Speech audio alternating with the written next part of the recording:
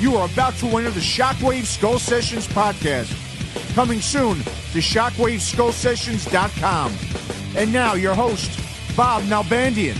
Well, great to have you both on. Howie, I believe this is the first time we spoke. I know I've known your name since the early fanzine days, and when you worked at Important and did all that stuff in the East Coast, and I was doing the Headbanger, and I've seen your name for the last 30 years, and it's good to finally talk to you. Yeah, likewise. I'm pretty sure this is the first time we have actually spoken. I believe so. I know Ian Christe, we've had you on a previous Skull Sessions podcast, back the original Skull Sessions, and we're just relaunching it and kind of doing the same format as last time, so we'll just kind of bullshit in this conversation. We'll bullshit about the old days. I mean, you guys being, of course, East Coast New York guys, really involved with the hard rock metal scene, even the punk and hardcore scene to an extent. I mean, I know for people that don't know you guys, if you guys want to introduce yourself, of course, Howie Abrams. Many people may know your label that you did, In Effect Records, and all the other stuff you've been involved with. But why don't you kind of give the listeners a brief rundown of your history? Yeah, so the first proper job I had in the music business was actually at a company that you mentioned a minute ago called Important, which was the largest independent record distributor in the country. And they were the parent company for Relativity Records and also Combat Records, which a lot of people probably know. And then after being a salesperson there for a little while, I started the label In Effect Records. And that was meant to ultimately focus on hardcore, which was such a big movement out here, and I was a very big part of it as a fan and whatnot, and I did a fanzine as well. And then from In Effect, which we did for a few years, I did A&R at Roadrunner, which is where I met Monty Connor, and then I moved on to Zomba and Jive, and then I worked for Warner Chappell Publishing, and I've basically done a whole bunch of other things, management and whatnot. Now I'm writing books about music, which is a nice little twist, but I get to keep my toe in the music waters, Very cool. Yeah, you wrote a couple really cool books, particularly the Metalist books, and what makes it so cool is that you included me in it. Thank you again. Yeah.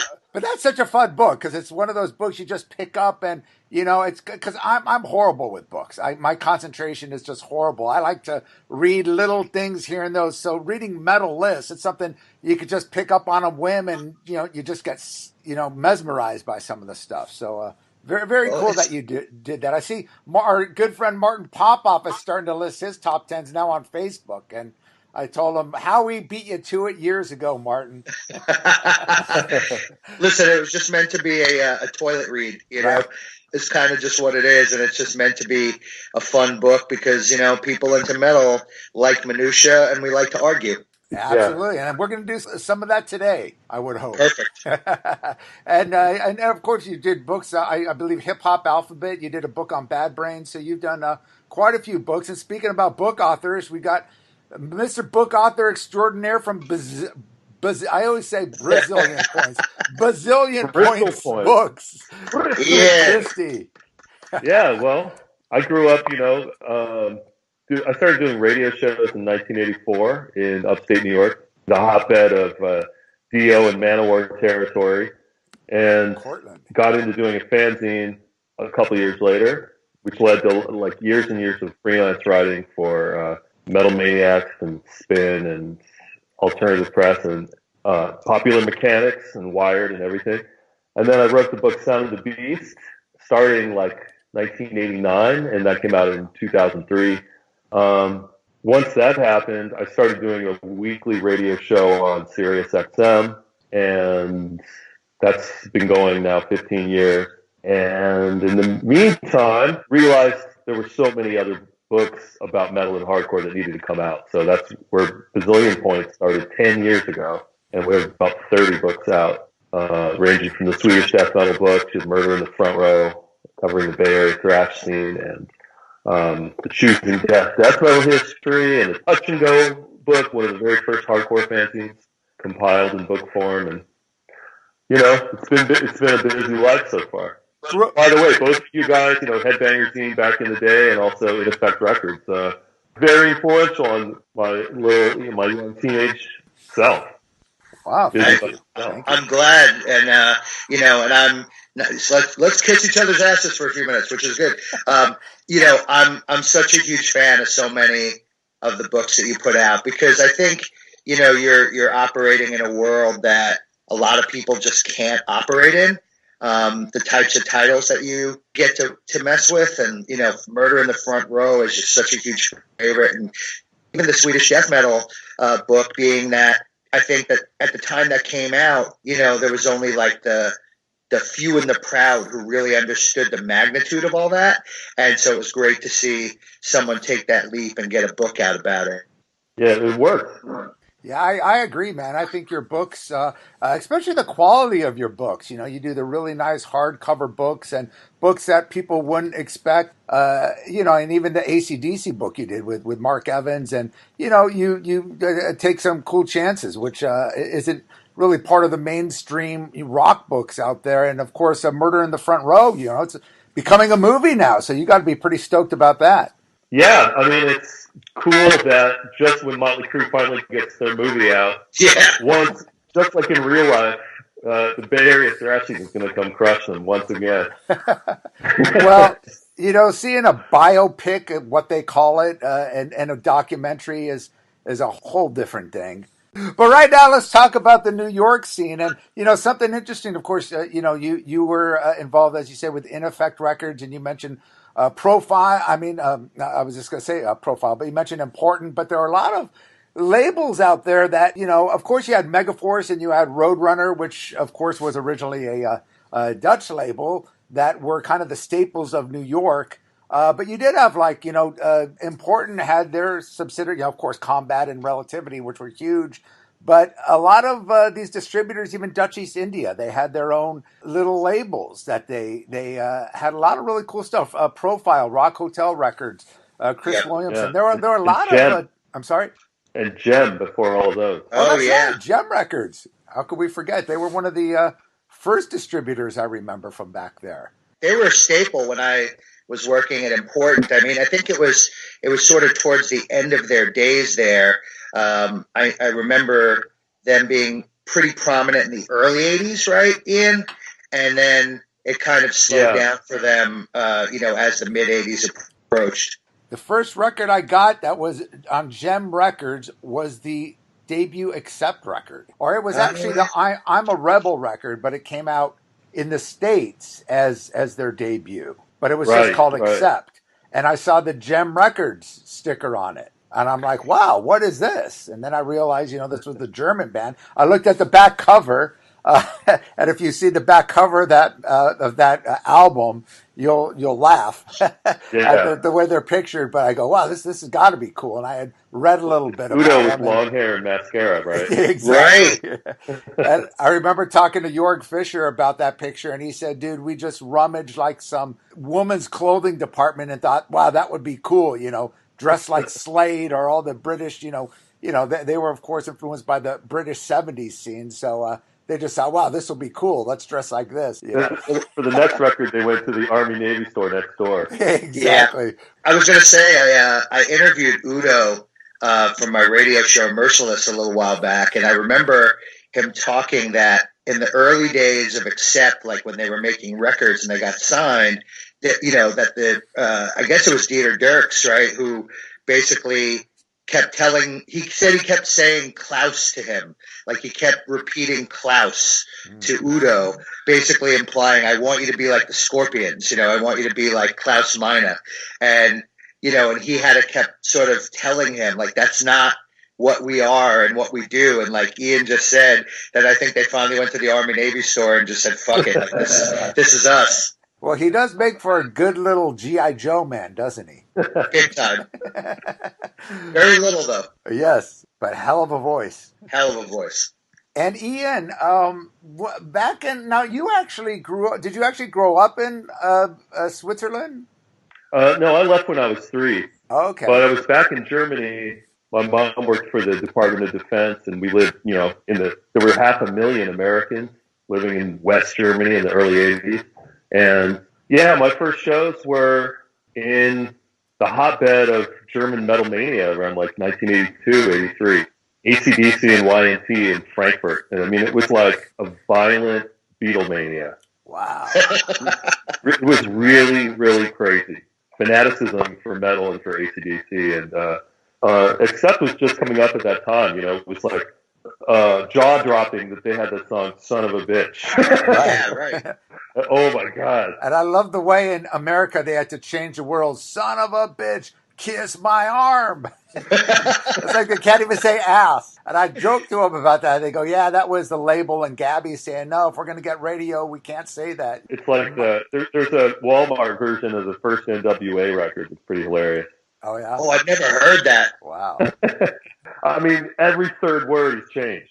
They didn't bleed. They actually changed the words. Yeah, it's totally different verses. And, they knew for all the like outlaw rep that NWA got, they definitely went in and did a teddy bear version of their record to sell in Walmart right away. Oh, that's funny. I happened to come back to the States at just the perfect time after like becoming a metalhead, I guess, in Germany where, we had new Iron Maiden 12 inches coming out every couple of weeks. All of those imports were just what was down at the local record store. And then coming back to the States, I actually had an easier time getting Kerrang in English. And then all of those great records by the labels we're talking about started to come out, like, Combat got off the ground, Roadrunner started releasing stuff in the States. And like in 84, I was 14 and started playing the first Slayer, first Metallica, first Voivod, and Sodom, Destruction, all of that stuff on the radio upstate in like an area that covered Rochester, where Metallica made their first record, and Syracuse, where Dio and Manowar lived, basically, and Ithaca, where Overkill and Anthrax and SOD made their records. And you were in a band, too, I read? Dark Nord and Beholder, or the Darkhold the Beholder? Yeah, that was one of the very first... when you hear about Pro Tools metal bands, that was one of the very first back around 1994. Wow. Hey, let's make things that are unplayable. That was definitely the idea. Not a lot of that survives, but there's an EP and also a song on the Gummo soundtrack. I was reading that, so I guess that fit pretty good with the theme of Gummo. That is a bizarre movie, man. That if anyone hasn't seen that movie, it's definitely a disturbing movie, but a must to say the least. Yes. Wow. Best part is the kids on BMX bikes riding around, because that's like a recurring theme that goes back to Over the Edge. That was one of my favorite movies ever. Oh, okay. A kid who tells on another kid is a dead kid. Yeah. Crazy. And nowadays, or in any like logical, moral movie, at the end when there's all the trouble, the kids would like work it out with their parents. And in that movie, they chain the doors. The parents are all in the high school having a meeting about how the kids are out of control. So what do the kids do? But chain the doors shut and burn them. Yeah, basically burn up the parking lot. Dude, that kind of, I just realized that was like, it reminds me of one of those old late 70s after school specials I saw. They were, I was trying to find this movie the other day. I just remember seeing it as a kid where all the kids turn on the parents and they go to a rec center and they do the same thing. Yeah, that's Over the Edge. That is Over the Edge. Oh, fuck. Okay. And Cheap Trick is playing, right? Cheap Trick, Kiss, all that stuff on the soundtrack. Dude, you just answered my question. I was going, fuck, what was the name of that movie? All right, now after this podcast, I'm going to look it up and check it out. It's one of the best movies, maybe the best Teenage Rebellion movie I've ever seen. I love it. The Pete Burnout metal movie trilogy is that movie, River's Edge in the 80s, and then Gumbo. And Keanu Reeves. That's a good three. Yeah, as I say, Keanu Reeves actually does a great job in that. Well, I think Over the Edge is Matt Dillon's first starring role, right? Oh, that's right. It is. That's right. Wow. Yeah, before he did Little Darlings. And what's interesting is Matt Dillon used to go to hardcore shows in New York. I mean, every once in a while you would see him at a CB's matinee, and that's a true story. That's right. Well, now that you brought that up, let's jump right into that, Howie. Some of the old CB's shows that you used to see, and talk about some of the kind of the groundbreaking, mind-blowing shows you saw back in those old New York days of the late 70s, early 80s, or whenever you got a chance to get out there. Well, if we're talking about, there's a few, because you had, like, at that time, like the early 80s anyway, there was still very much a separation between what was going on in the metal world and what was going on in the hardcore world. They really hadn't quite merged yet. I mean, you would certainly find a good few people at the CB shows and whatnot that liked metal more so than the metalheads who knew about punk and hardcore, you know? So as far as, you know, CBGBs goes, I mean, you never forget the first time you see a band like Agnostic Front. And wasn't my first CB show, but it was the first one where I would say I feel like I just had smoked crack, you know, like, and I needed more crack. You know, that was just something that I had never experienced anything like it before. Even at CB's, which I'd gone to a couple of times before for matinees. And again, the matinees were designed because the audience was so young that it was sort of easier to get people to show up to a matinee that started at 3 o'clock than a band that goes on at 2 in the morning, like the traditional CB's punk shows were. You know, it's jam-packed. It is a lot of scary people. And, you know, the thing that you most remember is that the band was kind of just hanging out with everybody before the show. And at that point, I didn't necessarily know what everyone in Agnostic Front looked like. So you didn't realize that they were sort of standing next to you, either outside on the street between bands or in the club while the other bands were playing. And then they get on stage and it was just a friggin' tornado, you know? If you remember that old Maxell cassette tape ad, you know, where the guy is sitting in the chair and his hair's blowing back and his drink is blowing off the table, like that's kind of what it was like. And it was so easy to relate to because, again, you sort of felt like you knew these guys. And this breakdown between the audience and the band just wasn't there. It was one big thing as opposed to the band's up there and we're down here as the crowd. And just the whole dancing, stage diving thing, it was just, the intensity level was unlike anything you'd ever experienced. And the band was so fucking powerful and great. They had anthem after anthem and just the crowd knew every word. And I saw them right around the time that Victim in Pain came out, their first album. And for all intents and purposes, you know, that was the sound of what people now refer to as New York hardcore.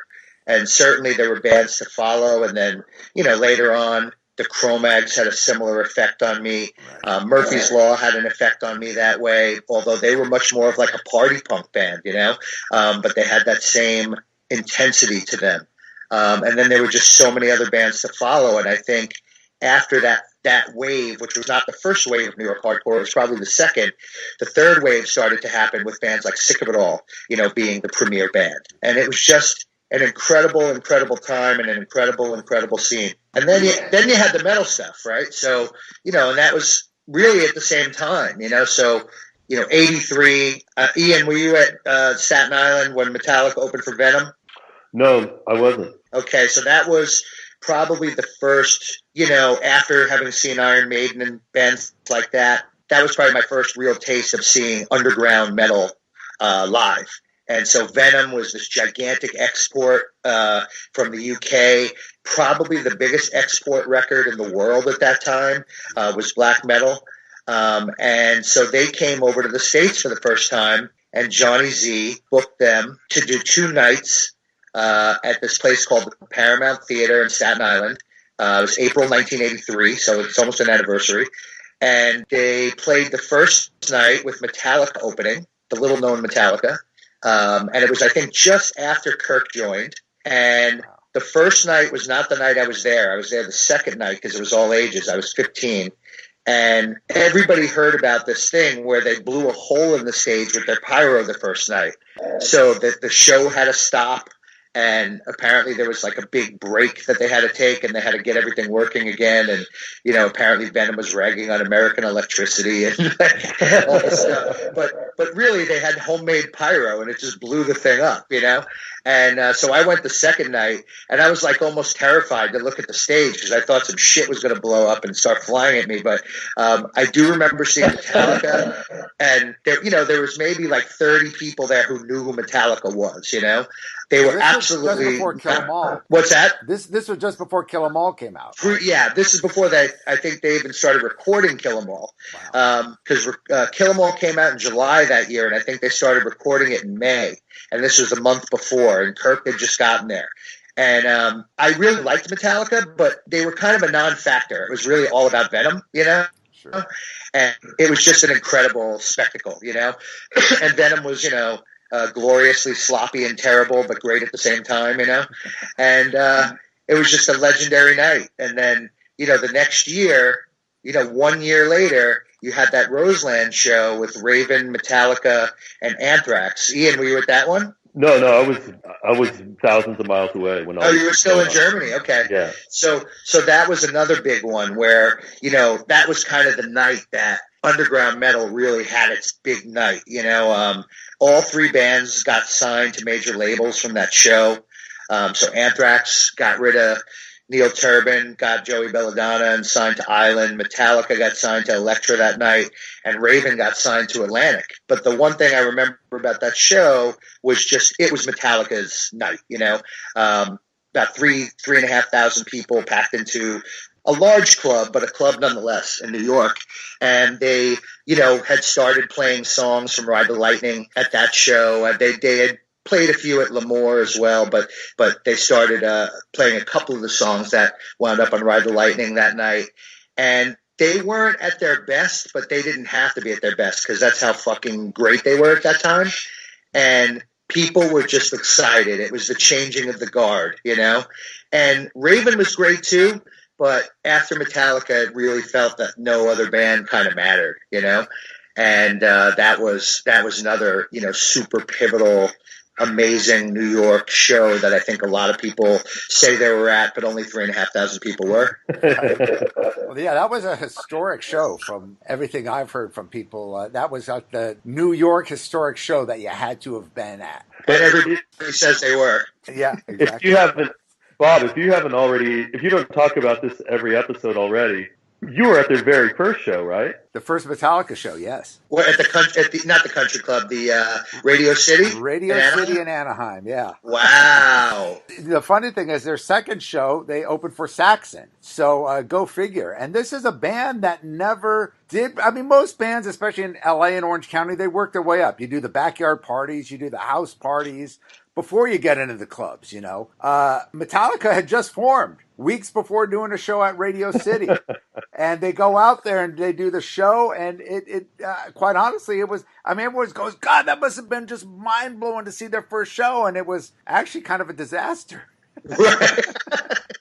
I mean, Dave Mustaine broke a string. He didn't have a backup guitar, so in the middle of the set, they have to take like a 5-minute break, and they did all covers except for Hit the Lights. You know, they did like 4 Diamond Head songs, I believe Killing Time, Blitzkrieg, and Let It Loose by Savage, and maybe one other. Did Hetfield play guitar? No. First couple shows, Hetfield just sang. It was just right. That's right. Guitar, yeah. I was going to say that it's a few weeks ago. It was the anniversary of that show, Yep. And Lars posted the set list on his social media stuff, and it was basically all covers and Hit the Lights. Yeah, exactly.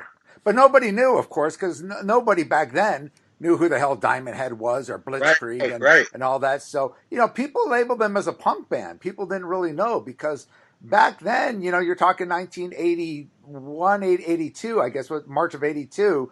You know, you had Venom and you had, you know, of course, Motorhead and bands like that. But apart from that, no one even knew what speed metal was. People just thought, is this punk? What is this? So, you know, people didn't really get it. Apart from people like us, I was there with, you know, my friend Pat Scott and a few other people that were up front. And then you know, they say that there was like 200 people there. I think there was maybe like 70 people there, if that. It was a small club, but you had like an upper level, and it was all Dave Mustaine's friends. You could tell because Dave Mustaine had quite a following in the Orange County area. He was like the refined musician that was in different bands. He was in a band called Panic that were like a local cover band that played a lot at the Woodstock and Radio City. So he had a bit of a following, but it was not an impressive show to say the least, but we dug it because it was like, you know, they're playing all this cool metal stuff, but you know, it was almost like a rehearsal show for them. And like I said, less than a month later, they're opening up for Saxon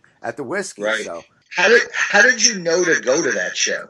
I knew Lars through my buddy Patrick Scott, and we actually used to go to, he lived in Newport, Newport Beach. We lived in Huntington Beach in Orange County, just south of LA. That was, it was about 10 minutes south of us. So Patrick had met Lars, I believe, through that recycler ad he put out. And Patrick was just kind of a practicing musician, but he saw that he mentioned, band names like Saxon and Tigers of Pantank. So Patrick's like, I got to call this guy. And then, a couple days later, Patrick's like, dude, you got to meet this guy. You got to come over to this guy's house. Check out this record collection. This guy from Denmark. And I'm like, all right, so he invites me over. And so I knew Lars through Patrick, and he used to make us compilation tapes and different stuff. And we worshipped him back then just because of his record collection. If you had the cool record collection and all the great, new wave of British heavy metal stuff that we couldn't find here in the States, he had everything, he even had Japanese imports, all the Bow Wow albums and different stuff like that. It was like, holy shit. And it's funny because I used to see James at the Woodstock all the time. He used to go see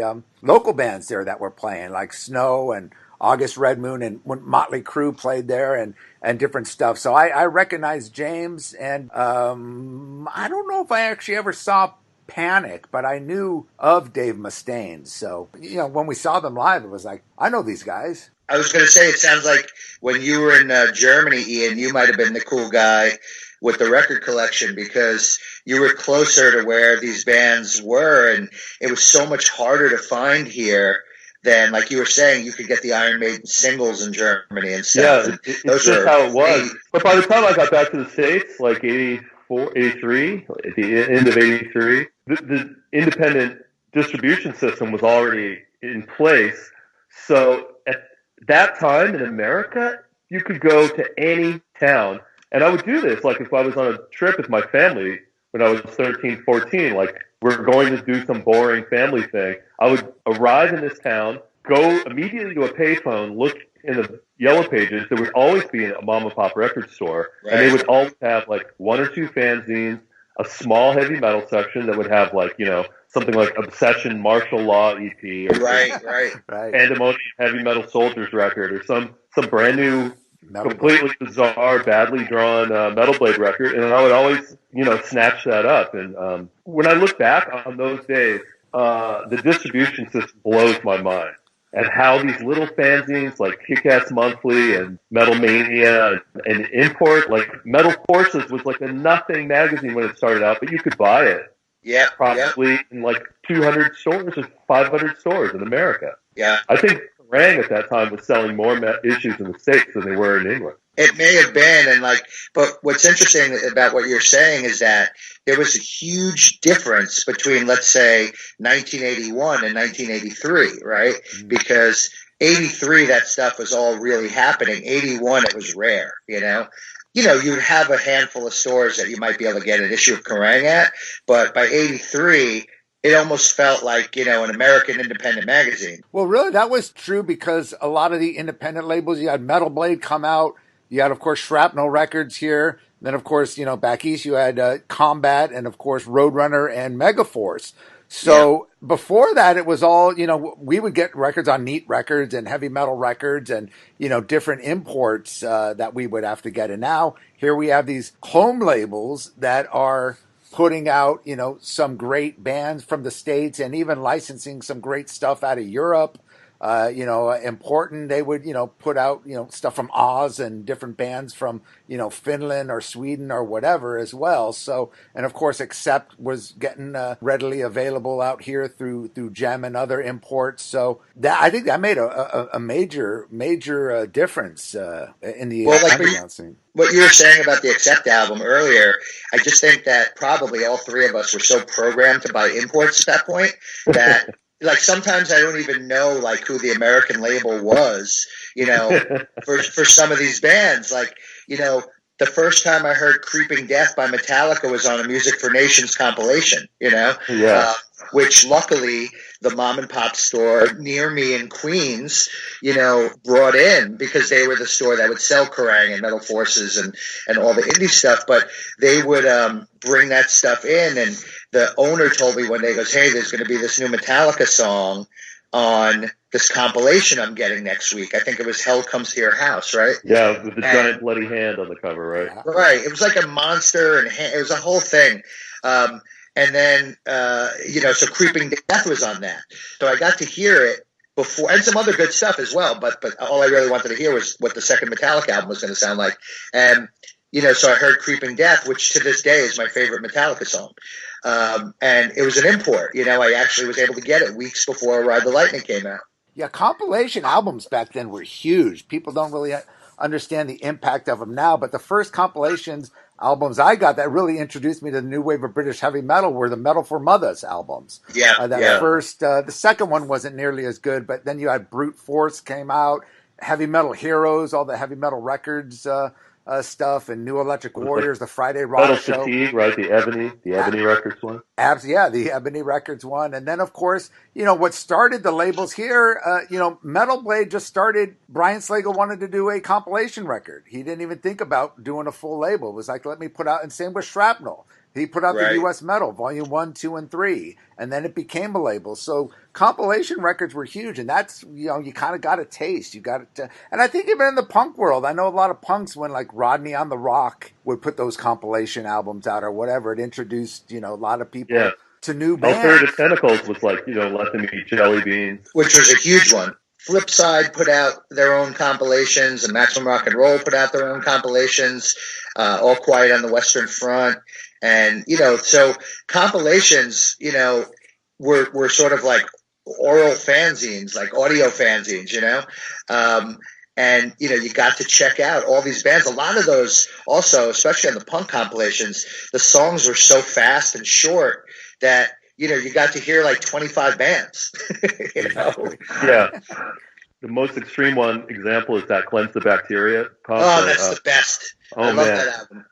And I got turned on to at least 5, 6, 7 bands from that comp that I still love, And that was a great one, but also it had like, a million songs on it.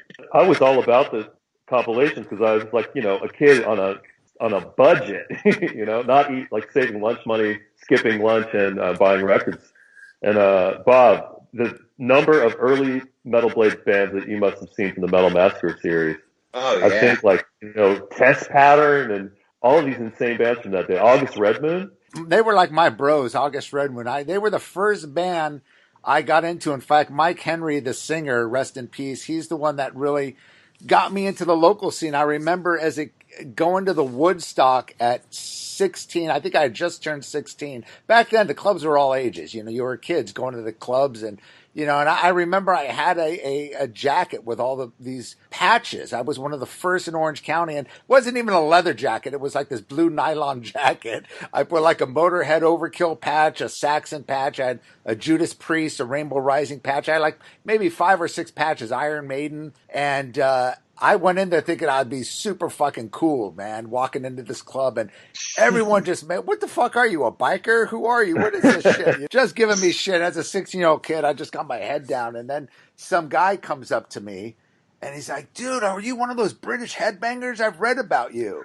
It was Mike Henry from August Red Moon, and I'm like, right then, I'm like, wow, and, we just became instant friends, and I went out to see him. He said, hey, we're playing Gazzari's next week, so I snuck out of the house somehow, and my buddy drove out to Hollywood. Back then I wasn't allowed to drive out there. So we went out and saw them, and then they became like, it was like them and Dante Fox were the two big bands at the Woodstock. Dante Fox obviously became Great White, but back then it was with Don Costa and Tony Richards on drums. Right. And they were cool. They were really cool. And then after that, that's when the Metallicas and the Leatherwolves and all these other Slayer started coming out. But, way early on, August Red Moon were definitely one of my favorites. I love those guys. And as far as the other Metal Blade bands, Bitch, of course, were one of the first that came out, one of the early Metal Blade bands that I saw. That was the first Metal Blade band, I think, right? I think Demon Flight was actually Demon Flight. Okay. But Yeah, I don't think they were an official band that actually played. Armored Saint were, again, my favorites, too. After Red Moon, I caught Armored Saint very early on, before they signed with Metal Blade. Actually, before Joey was in the band, I saw a show that they did at Woodstock. I think Joey was still playing with Greg Leon at the time. And just blew my mind. And, of course, I followed them. And I raved about everyone, to Slagle and everyone I knew. You got to see this band Armored Saint. Same thing when I first saw Slayer, because they all played Orange County. It was the Woodstock and Radio City, and there was a club called the Concert Factory in Costa Mesa, which was the old Cuckoo's Nest, as you know, was the ultimate punk club. If you haven't seen that movie, Clockwork Orange County, great documentary all about the Cuckoo's Nest. And that was when I grew up, all my buddies were like punks. I worked out of Carl's Jr. and they were all punks. They were all trying to get me to the Cuckoo's Nest. I never went out there because I was a metal guy, but I would bring them to see Slayer, and when Slayer first started out, and Metallica and Armored Saint, and they were digging that, and so, later I went to see the Vandals and the Dickies, but it was at clubs like at Metal Arc, or I never went to the Cuckoo's Nest because that was just fucking insane from what I heard. But, that was good times, man. But yeah, those early Metal Blade bands, it's funny because you didn't know back then what you were checking out. And Savage Grace were another band that people forgot about, but they were a quite big band. And Malice was another great band. Of course, they weren't on Metal. Well, they were on the first Metal Massacre. They ended up signing with Atlantic, but they were a pretty big band in LA at that time. Very Judas Priest, European style band. Right. And that's what we all love. We like the European style bands, But what's so funny is every single band you mentioned, and I think probably Ian will say the same thing, I bought every one of those records, So every band that you mentioned, when they finally put out a debut, I bought every one of them. Savage Grace, Malice, all of it, and whether they became favorites or not, whatever. But you were so starved for something new and exciting, especially in the metal world like that you just bought everything that anybody told you was good. Well, that was the importance of the fanzines, and that's why it translated so much, not just from coast to coast. I mean, people are going, these are bands that just had demos out, didn't even have records out, yet they have worldwide followings. I mean, I used to read the New York fanzines. You mentioned Kick-Ass Monthly, Bob Nalbandian, rest in peace. His fanzine, and he was so opinionated. I mean, it was coming from such a fan view. I mean, if he didn't like you, he would trash you. And that's kind of how we kind of were. It was like we were fans, passionate, and it was and it was cool. And anything you would read, of course, Ron Quintana was my mentor. Anything he wrote about, all these different European bands, he was mentioning, these compilations like Metal Clogs from Holland and all these different bands. You only mentioned Frankenstein and all these, and I'm like, anything he wrote about, it was like I would have to search out, and I think people did that all over. And when I started doing stuff on Slayer in the fanzine and all these early bands, Armored Saint, all these people in Europe were asking me about this. And that's when we got into recording live tapes and sending over tapes. If the bands didn't have demos, we would send them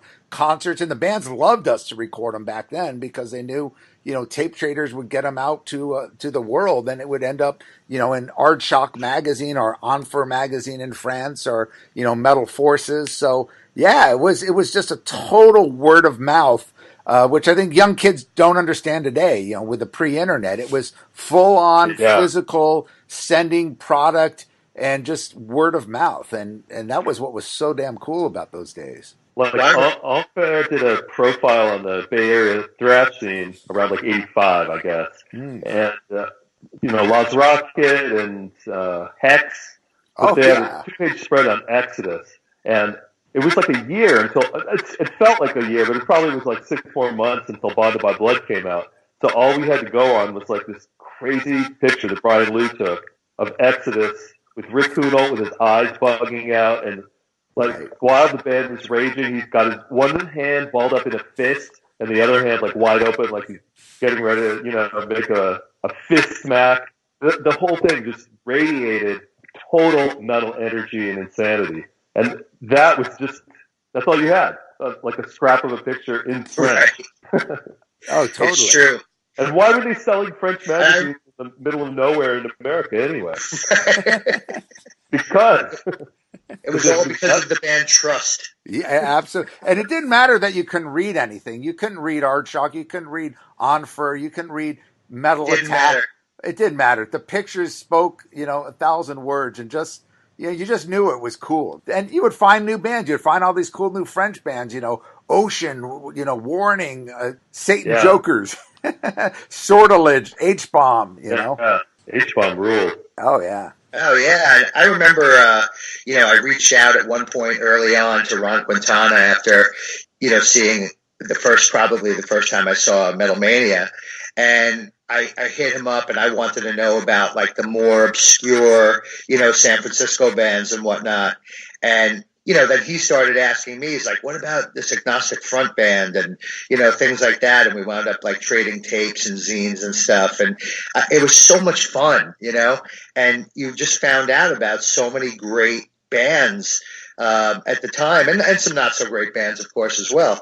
But that was such a great time. And there was just something to the fact that you were actually speaking to someone and getting something physical in return and giving them something physical. It wasn't, files and emails, And it didn't matter how bad it sounded, too. I mean, some of these demos just sounded like shit or just garage recordings, but it was the attitude was there. Like I hear, I still listen to those first Merciful Fate demos, and nothing surpasses those. Of course, the production on their albums are way more produced, 10 times better sonically sounding, but still, nothing beats the heaviness, the attitude, that guitar tone of that first Merciful Fate demo. It's a good one. And, it's weird because some of the Exodus demos are pretty good as well.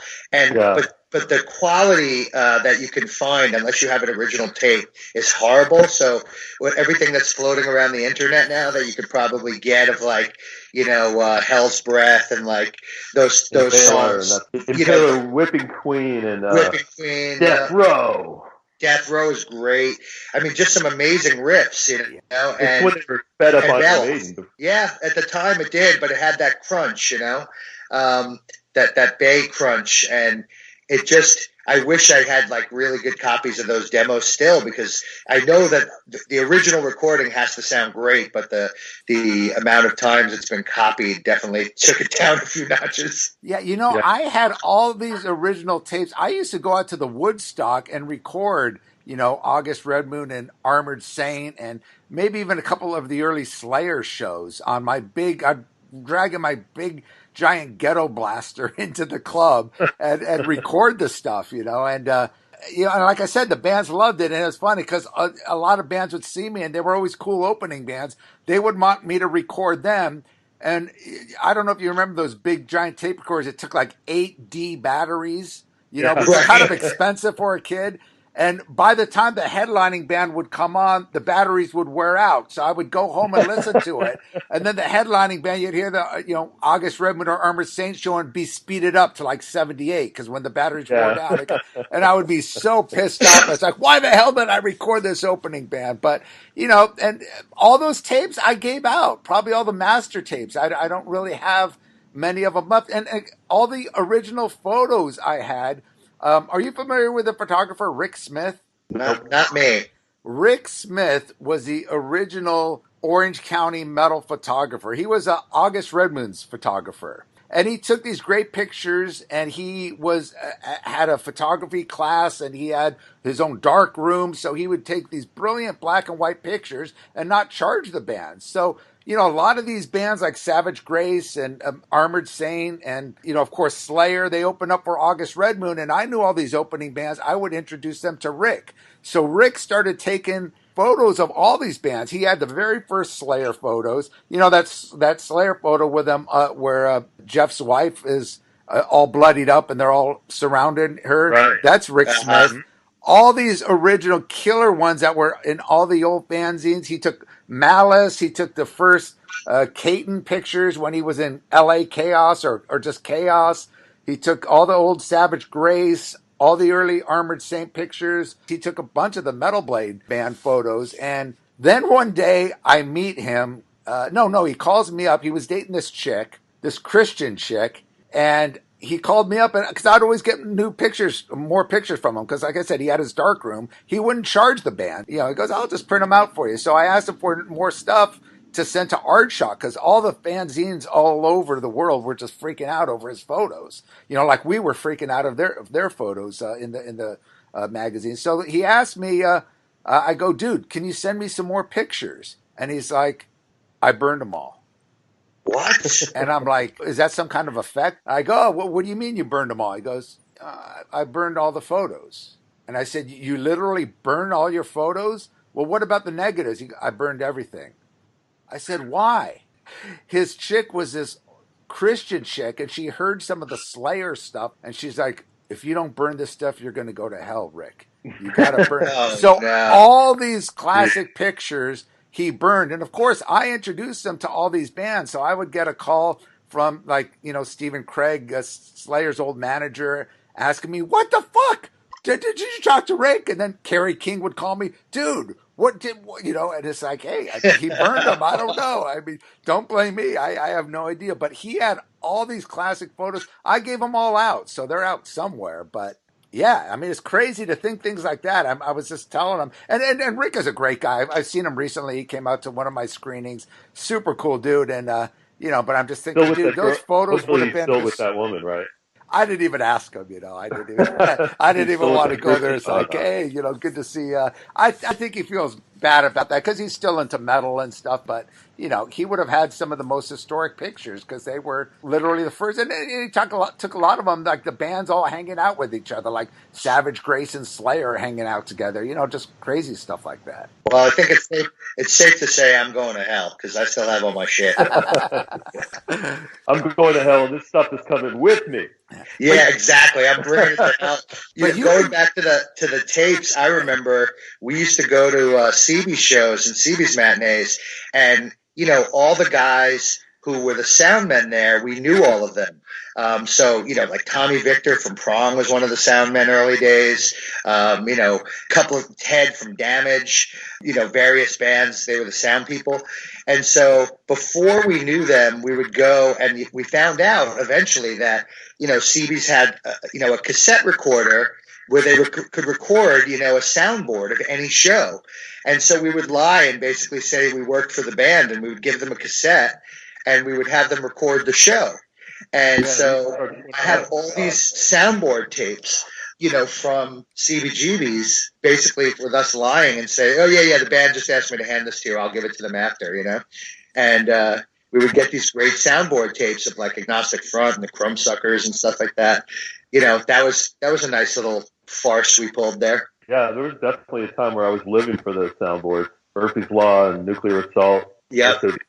See, I never quite dug the soundboard tapes. Like, Metallica did a couple soundboard tapes from the Stone and all that, because you can't hear the audience. And usually it's like the vocals are turned way up and the music is, it goes both ways, because some of the live recordings are pretty muffled too from the audience. But I remember I used to go to the Woodstock, and I would take turns with my friends, and we would be holding up the Ghetto Blaster because the place would be so packed. We wanted to get it above the audience. And we looked like that, what was it, John Cusack and Say Anything, holding up that. During the whole show, it's like, fuck, my arms are getting tired. Dude, hold this up, So we would have to do that the whole show just to get a good, proper recording. Yeah, the CB's tapes were pretty good because they had one audience mic.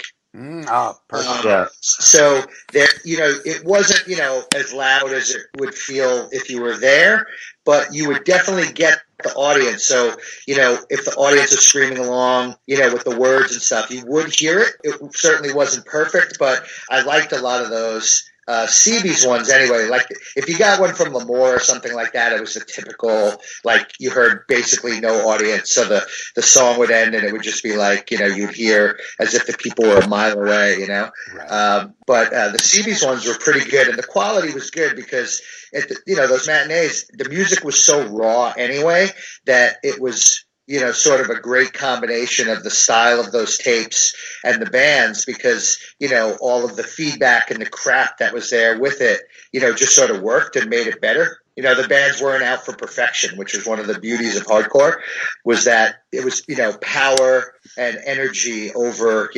precision. I love that. I think that's what's so cool and kind of what's missing. I mean, that was so cool about collecting those live tapes and even the demos, because when the bands went in and did demos, they weren't overproduced. I think once, sometimes, you'd be real disappointed when the band would do their record, and it's like, oh man, it's way overproduced. All of his Death demos were done on a boombox in a garage, and that's got to be the most bang for the buck that any recording act in history has ever achieved. They influenced an entire generation of people and didn't enter a studio until they were ready to make their first album. Yeah. Those demos are so friggin' good.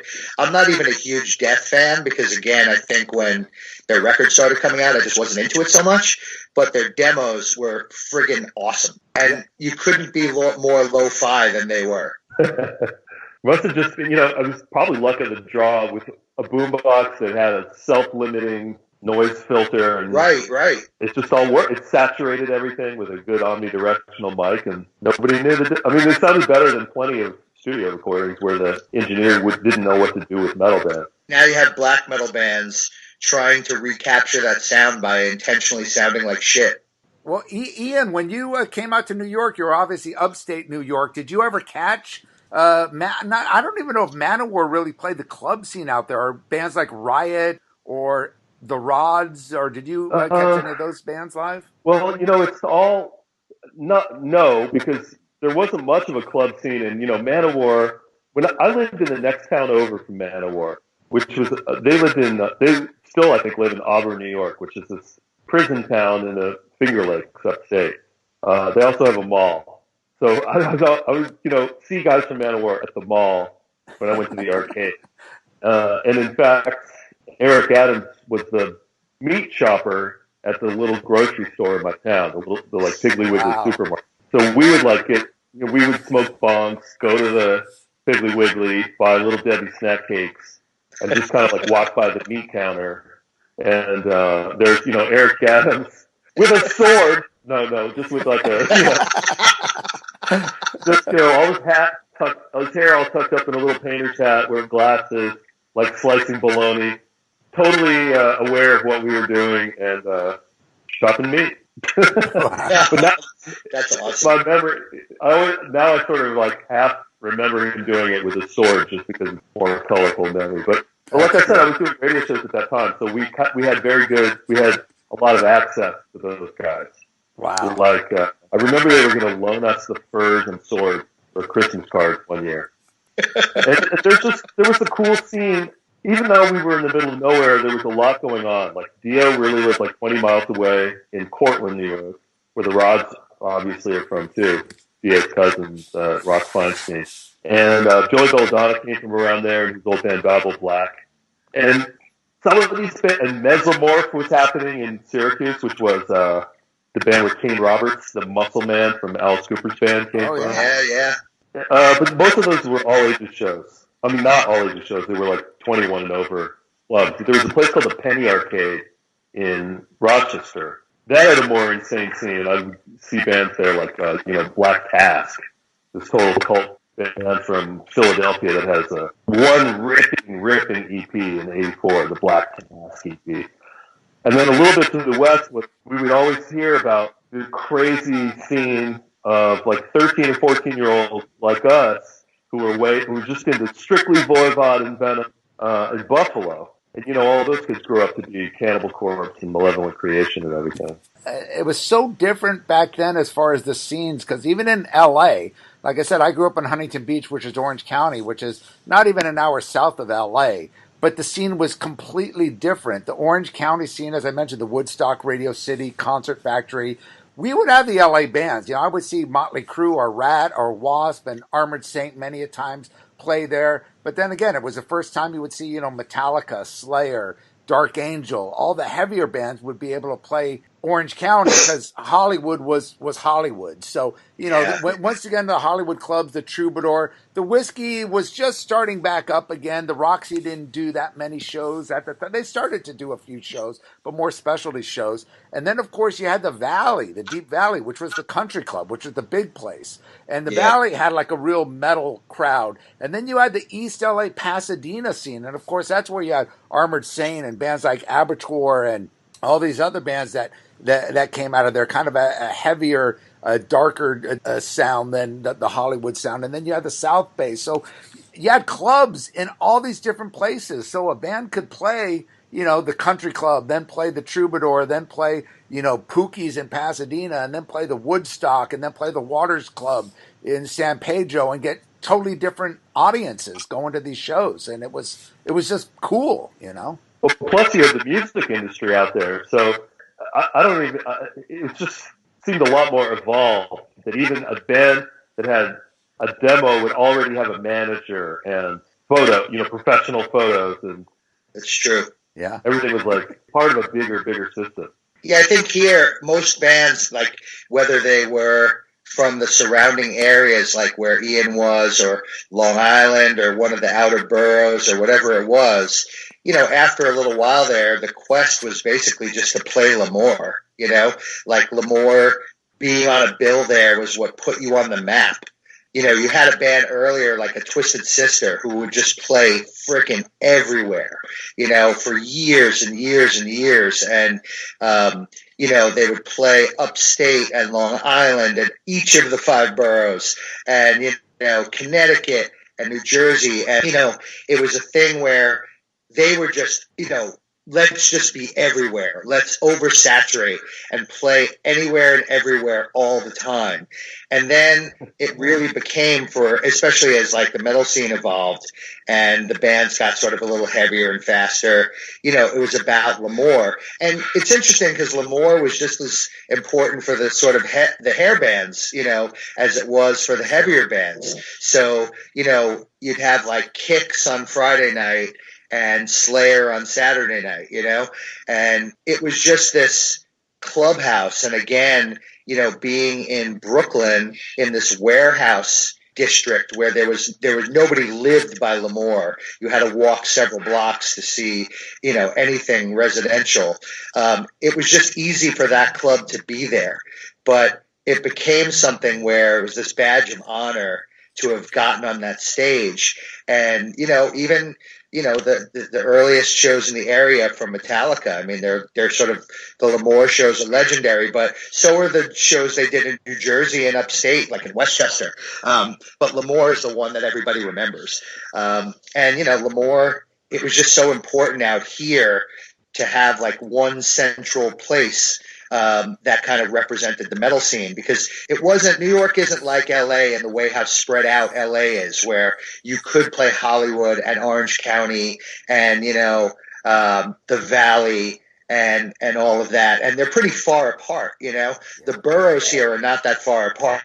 There's only like a few miles separating all of it. So basically, having one central place was, I think, very important for New York, and Lemoore was kind of that place. I mean, to a lesser extent, there was Lemoore East, but they didn't tend to do as much of the heavy stuff, as Lemoore did. Although I did see a very early Carnivore show at Lemoore East when they were still wearing fur and all that.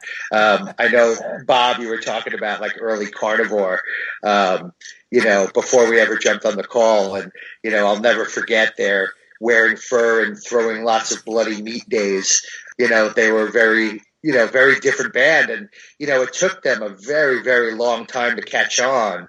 And it probably wasn't until, they started dabbling in more of like a crossover thing. And, hardcore kids started to care about them, that they even really became the Carnivore that most people know. Yeah. So we were talking about Exodus a second ago. The pre-Bonded by Blood Exodus is such a different band. And right. All of those songs, all of those 9-minute long, heavy plotting early Carnivore songs, the Subhuman and Cry Wolf, there's so much awesome stuff.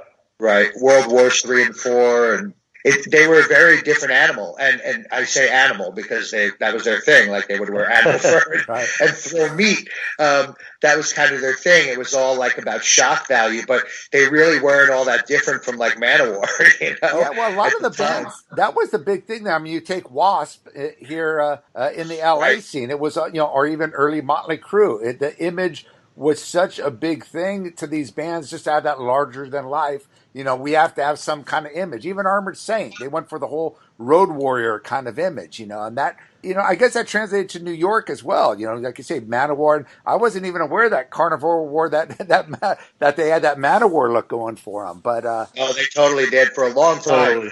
There was another band called Attila, right? Yes, I remember them. And Alien. Remember Alien from New York? Well, then, yeah, and Alien, who were label mates with Thor. Right, of course, Thor. Mongol Horde Records. Yeah, right, Mongol Horde, Takashi. Yep. But they were all, you know, like there was a moment, and I don't think it worked so well in New York. Like shtick doesn't work here so well. Where in LA, I think LA generally is a more image conscious place. But even LA with metal, you know, it came to be that, you know, the non-image was a better image, you know, and I felt like New York kind of always had that, but LA had the head start with really good bands. And then, you know, some of that translated here. I mean, we've always had good bands, but, you know, I'm always surprised at like how well Overkill did, you know, and I think it was definitely on the strength of the music, but they were very image heavy at the beginning, you know, and for quite a while. And you either really like that stuff or you just don't. And I was never a big image guy unless it was so over the top crazy, you know. So, I mean, I was obviously a major Kiss fan as a kid, and, you know, so I liked that stuff. But I never liked, you know, Carnivore and Fur, you know. For whatever reason, Manowar was so silly in general, but I loved them. You know what I mean? Like, I loved it because it was so over the top and every song was about metal and it was just ridiculous. And so I appreciated that. I never liked Overkill because I never got – they weren't the Misfits, but I think they wish they were. You know, like they kind of – Did they wear that much makeup back then? Overkill? Oh, yeah. I remember Power in Black. Yeah, they wore a bunch of makeup and it was very costumey, you know. So basically they didn't need that, you know. To me, it was like if they just played the music that they played and came out in jeans and stuff, it would have been fine. And, you know, so I don't know, they always kind of got on my nerves. But they were huge here, you know, huge. So it's an interesting thing with the image stuff out here because I just don't think it just didn't go over quite as well. I think the thing about New York, too, is even the image bands had this attitude, a manly attitude. You could go see Twisted Sister, and they look like a bunch of transvestites, but Dee Snider was a badass. He'll kick your ass. He would have punched you in the face. Absolutely. And same with Manowar. They, you know, you could make fun of but they were a manly band. And I think a lot of those bands, Carnivore with Pete Steele, the thing about the LA glams is they were poofy. They were, you know, especially when it came to Poison and all that, they were glam to the max. And they, but Blackie Lawless is like a 7-foot tall guy from Staten Island. So. I was going to say, he's a New Yorker. Yeah, well, I think out of all the glam, if you call them glam bands out of L.A., they were definitely the most manly, especially Chris Holmes. I mean, he was the kind of guy that would kick your ass as well. I just heard Henry Rollins' story recently about Black Flag recording maybe My War and being in the same studio as Wasp, who were doing some demos. And like Rollins left they were doing it at like 3 a.m. because their engineer friend, got them in for $2 or something. And he comes out and he's in the lobby and Chris Holmes and Blackie Lawless are towering over him. And he's just like, what am I doing? I'm a mid in the world. I'm a dwarf. We're tiny. We're nothing compared to Wasp. They were pretty intimidating back in the day. Yeah, I mean, if you go back to the Dolls, I mean, they would have kicked your ass too. Yeah.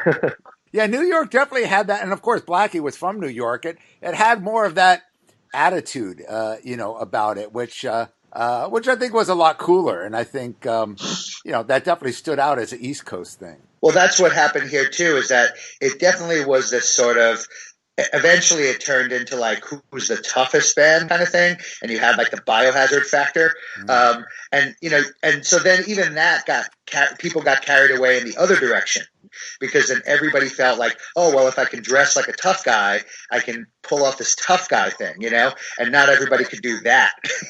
So it was the kind of thing where people were getting their asses kicked for acting like tough guy New Yorkers when they were really kind of meager people from Nebraska who moved here. Right. But it was an interesting thing. And, I went out to LA a bunch of times, and listen, there are great bands out there, and there's tons of bands that I love. But it was very different. And the people are very different. Southern California especially is just very different than New York City. And the five boroughs. And the five boroughs of New York City is very different than the surrounding areas of New York City, of upstate New York. And, it's a different planet politically. It's different in a lot of ways. It's a very, very regional thing, metal too, in terms of the styles and what people like and how they're, how they dress and what's acceptable and all that stuff. And, image, even if it's, the no image, it's still an image. And it was an important selling point for bands. And I think that's kind of been lost, that cultural, I was talking to someone about this the other day, not just here in the States, but, back when we collected tapes and all, you heard a band from France. They sounded French. There was a certain kind of style and attitude. And of course, they all sang in French. Yeah, France, I was going to say France is the one country where they were like, we speak French. Listen to this. We're not going to Germans all tried to speak English. Right. Dutch all tried to speak English. But even so, even Germany, like you say, had that kind of krautrock. They either sounded, the metal bands sound like Accept or Scorpions.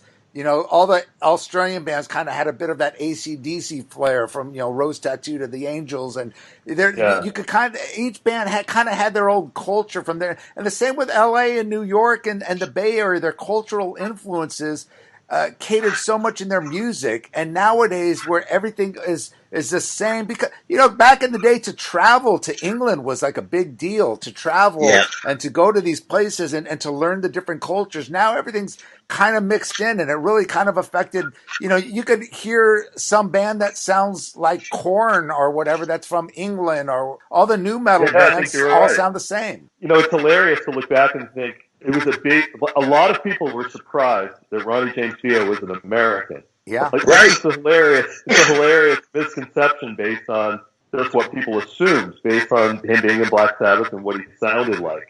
No, that's absolutely right. I mean, because he was so a part of this, English metal culture, like the sound that he had and what he was a part of, that people absolutely thought he was English.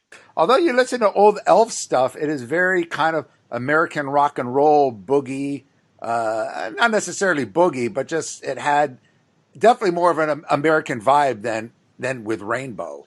Which was primarily a British band, Yeah, it's interesting, and it's like it's the cultural aspect is very interesting based on where you come from.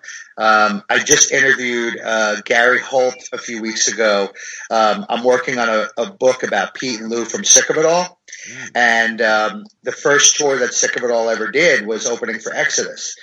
And I was talking to Gary about that first tour, because he's like, it's weird. We came from this Bay Area thing, and at the point, we took them on tour in '89. Everybody knew about the Bay Area, and there were so many bands that were already starting to succeed beyond Exodus and Metallica. And, you had Testament and all that stuff, and Death Angel. And so he goes, we take this band Sick of It All that we'd only kind of really heard about, and we just weren't aware of this like New York hardcore thing going on in New York City. And we finally meet them, and we're these long-haired guys from the Bay, and, we have our attitude, and they're these like short-haired guys from New York, and they have, their attitude.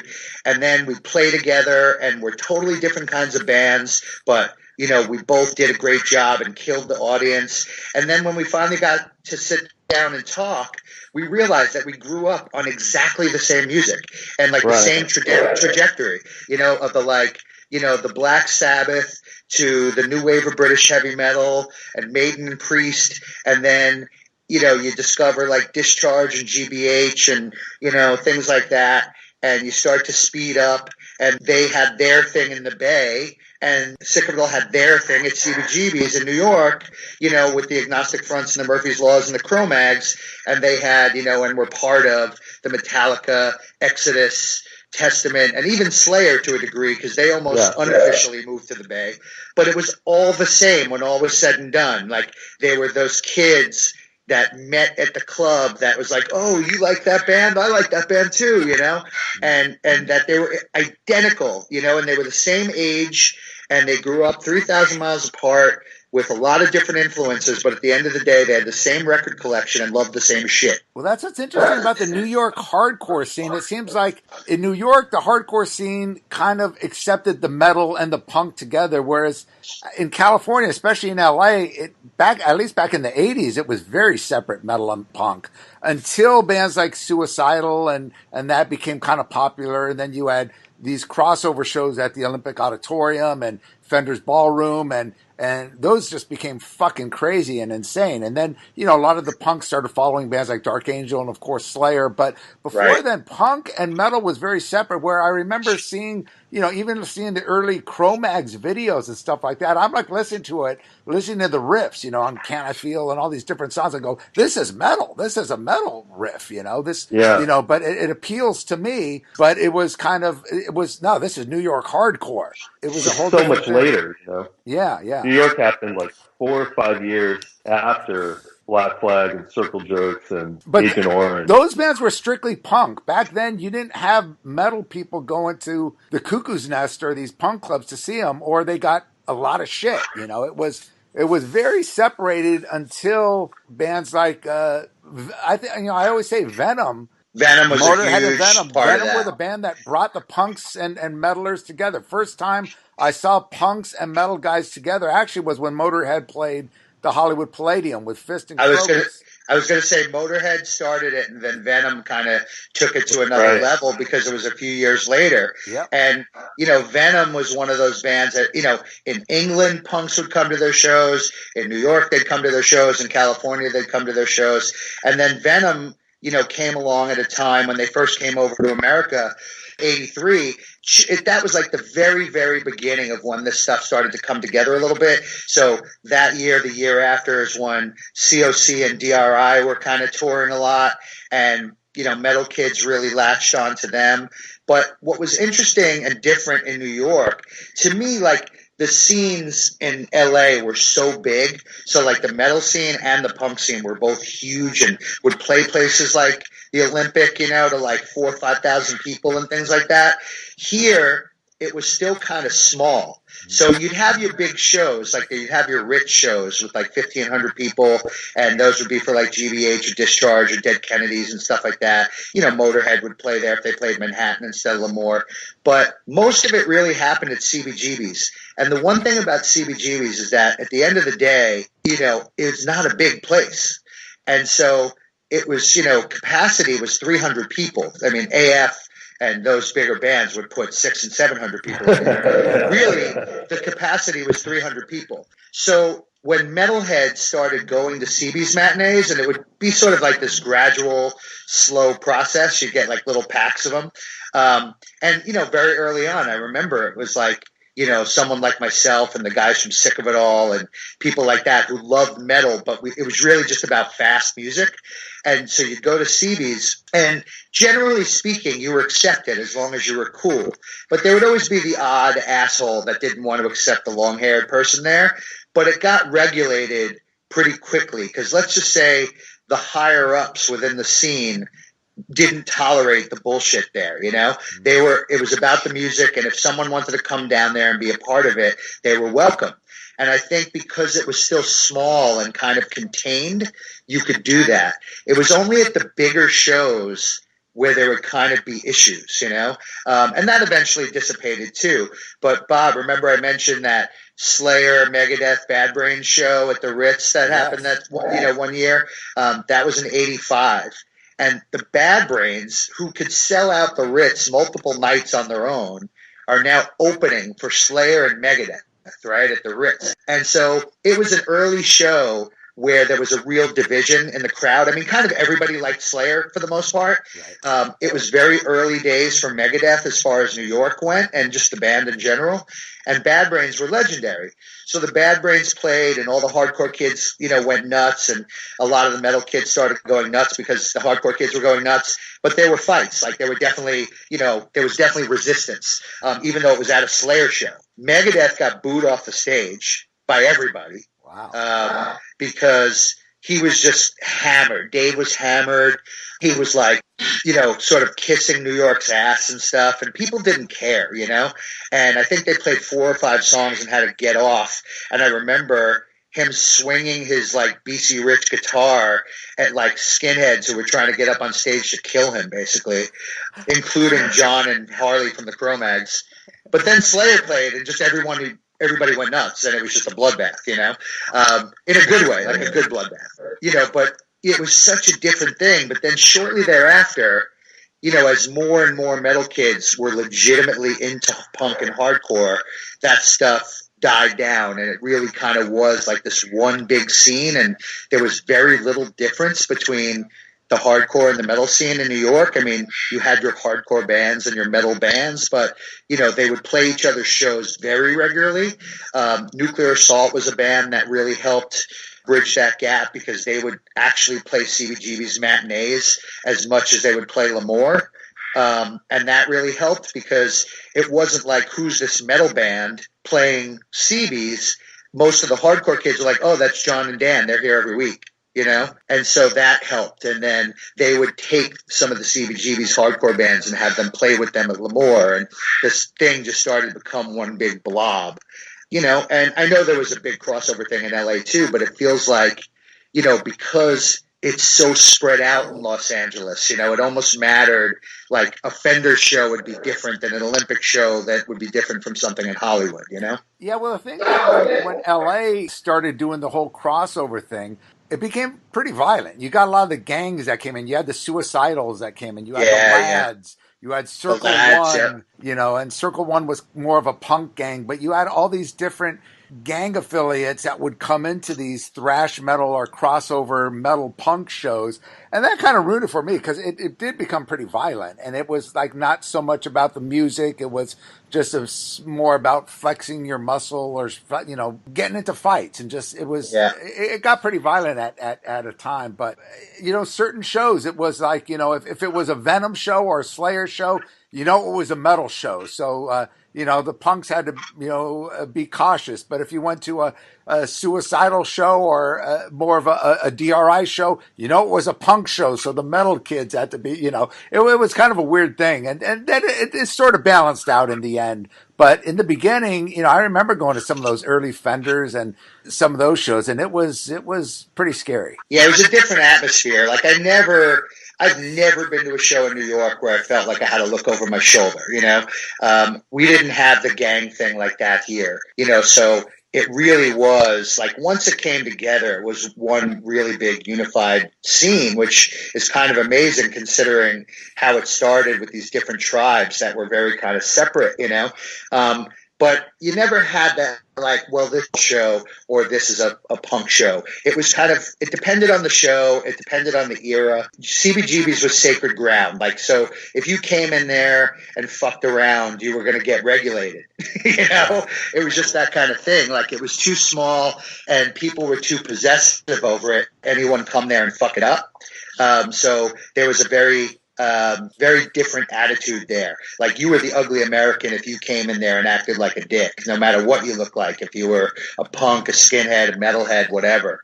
Right. Big shows are big shows. It's easier to hide, and do something fucked up and then hide because you're in this big pack of people and it's harder to sort of single you out. But just nightmare stories about the gang stuff in LA at that time, where you didn't feel safe. It wasn't about going to see your favorite band. It was about like surviving the show. Yeah, absolutely. And kind of that fear was almost kind of a cool aggression in a way. It was kind of like you kind of look back at it now because you see the shows now, they're so safe. You go to the House of Blues or whatever, so Disneyland with security, right. and you kind of look back and you kind of miss those shows where there was a bit of angst and people would jump off the stage and it was unexpected. You didn't know what to expect. It was dangerous, and there was something about that you actually kind of missed today. But back then, as a kid, 17, 18-year-old, it's kind of like, holy shit, what the fuck is going on? Yeah. But to wind things down, Howie, why don't you kind of give the listeners a bit about what you're doing these days and promote some of the stuff you got going on now? Yeah, well, you mentioned early on Hip Hop Alphabet, which may not be for your audience, but if you've got kids and nieces and nephews or whatever, it's a great gift. So Hip Hop Alphabet is being repressed in April, and then we have a second one, Hip Hop Alphabet, coming out in May. And again, they're like legit children's books, and they're about music and educating people about some of the artists and part of that culture. And I'm currently working on a book called The Blood and the Sweat, which is about Pete and Lou Kohler from Sick of It All. So it's basically about their lives going through the band and everything that they've gone through as blood brothers, for 33 years and still going. And I think that's going to be an interesting one. And then there's a project I'm about to announce, but you'll have to stay tuned to the socials because I can't say it out loud this early. I don't want to jinx anything, but it's a metal project, book related, that is going to be friggin' spectacular. All right. Ian, what about you, my friend? Well, today I've got to finish up an ad for the final issue of Maximum Rock and Roll. Oh. Kind of a ceremonial goodbye. But who knows? I've got a few years. My years are already all planned out, kind of 18 to 24 months in advance.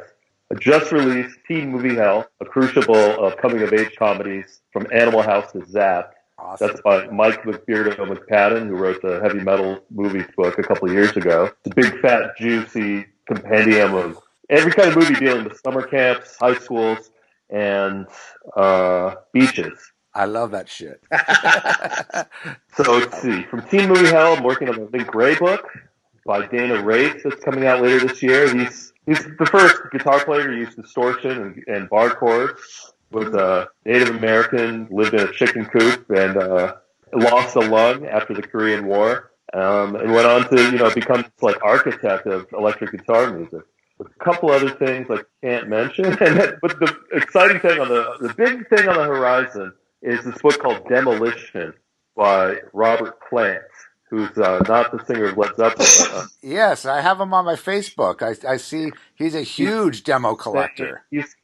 We're putting out a book that'll probably be about the size of a doormat and about 3 inches thick. It's annotated, meaning he writes solid reviews for everything in the book. Guide. It's an encyclopedia of 1980s metal demo cassettes. And he's already got nice. He's got 15,000 already. That's going to be awesome. He's been working on this for 10 years. So I think we'll be finished in about 2 more years. Well, and then, of course, the Murder in the Front Row movie is coming out. And reprinting Swedish death metal this year. And, well, there's a lot of stuff going on. All right. And people could find you if you have an email. I know you're both, or at least Ian, I know you're on Facebook. And is there any contacts you want to send out for people to contact you? Or BazillionPoints.com or Bazillion Points on Instagram, Bazillion Points on Facebook, and Bazillion Points on Twitter. What about you, Howie? Yeah, I mean, I'm on Facebook. You can find me just, by looking up my name. And then Instagram is HowNice212, Twitter, HowNice, and that's my rapper name. And then, that's probably the best place to find me. But, definitely I post my my goings on there pretty regularly. And I got to tell you. Are you a SoundCloud rapper? No, I thank God I'm not a SoundCloud rapper. You don't have a SoundCloud page? I'm not any kind of rapper, which is great, and better for the world.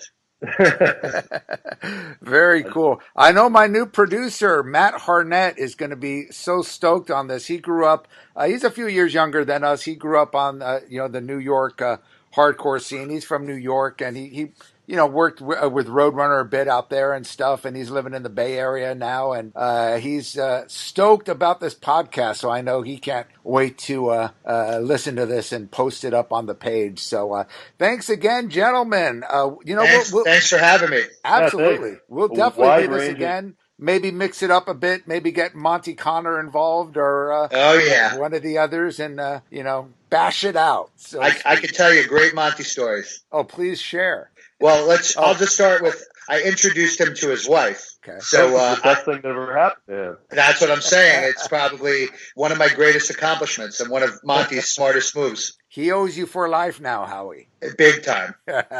Well, we'll get into all that next time. We'll maybe get you and Monty Connor on an episode together. Let's do it. We worked together for 6 years. All right, gentlemen. Thank you again, man. We'll definitely keep in touch. Take care, Thanks, man. Bob. Bye-bye. See you. See ya. Thank you for listening to the Shockwaves Skull Sessions podcast. You can subscribe and listen to all episodes of the Shockwaves Skull Sessions podcast on iTunes, SoundCloud, iHeartRadio, TuneIn, Spreaker, Google Play, and more. Be on the lookout real soon for our new website at www.shockwaveskullsessions.com. Go to our social media pages on Facebook, Twitter, Instagram, and YouTube for up-to-date news on the Shockwaves Skull Sessions podcast. Email all questions, comments, and suggestions to shockwaveskullsessions@gmail.com.